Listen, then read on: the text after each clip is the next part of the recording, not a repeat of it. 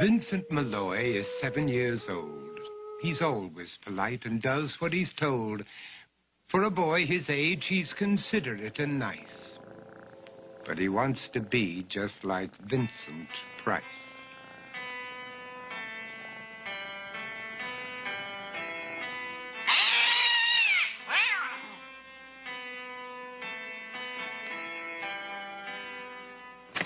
He doesn't mind living with his sister, dog, and cats, though he'd rather share a home with spiders and bats.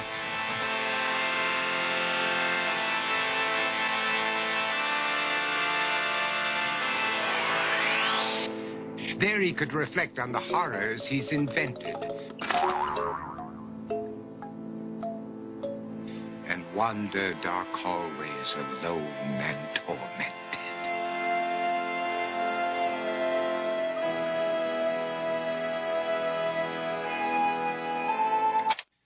Vincent is nice when his aunt comes to see him, but imagines dipping her in wax for his wax museum.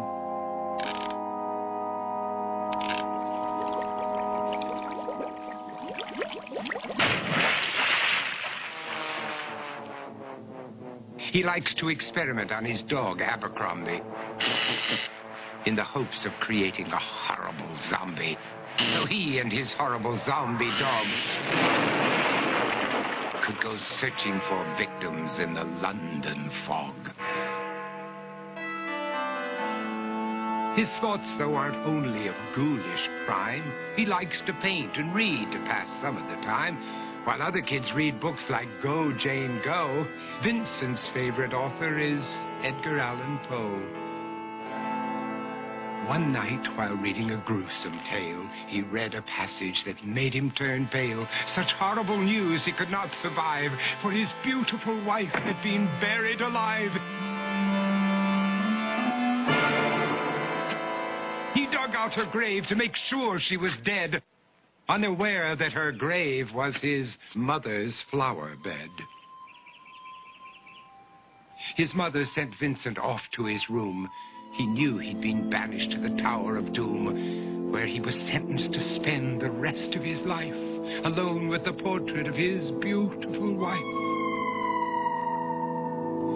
While alone and insane, encased in his tomb, Vincent's mother burst suddenly into the room. She said, "If you want to, you can go out and play. It's sunny outside and a beautiful day."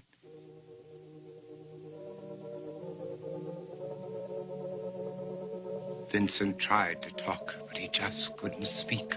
The years of isolation had made him quite weak. So he took out some paper and scrawled with a pen, "I am possessed by this house and can never leave it again." His mother said, "You're not possessed and you're not almost dead. These games that you play are all in your head. You're not Vincent Price, you're Vincent Malloy. You're not tormented or insane, you're just a young boy. You're 7 years old and you are my son. I want you to get outside and have some real fun." Her anger now spent, she walked out through the hall. And while Vincent backed slowly against the wall, the room started to sway, to shiver and creak. His horrid insanity had reached its peak. He saw Abercrombie, his zombie slave, and heard his wife call from beyond the grave. She spoke from her coffin and made ghoulish demands, while through cracking walls reached skeleton hands. Every horror in his life that had crept through his dreams swept his mantle after to terrified screams. To escape the madness, he reached for the door, but fell limp and lifeless down on the floor. His voice was soft and very slow as he quoted The Raven from Edgar Allan Poe. "And my soul from out that shadow that lies floating on the floor shall be lifted nevermore."